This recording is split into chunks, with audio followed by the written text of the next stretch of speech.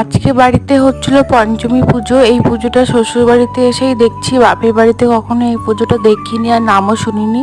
আর মা এখানে পুজো করছিল আর আমি দাঁড়িয়ে দাঁড়িয়ে পুজো দেখছিলাম।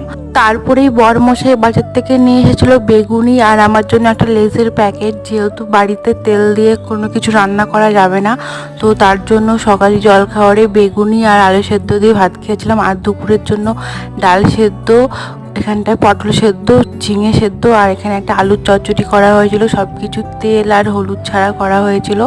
তারপরেই দুপুরবেলায় খাওয়া দাওয়া করে বিকেলবেলায় সবাই মিলে রেডি হয়ে বেরিয়ে পড়লাম পিসির বাড়ি যাওয়ার জন্য। সেখানে ছিল নিমন্ত্রণ আমাদের।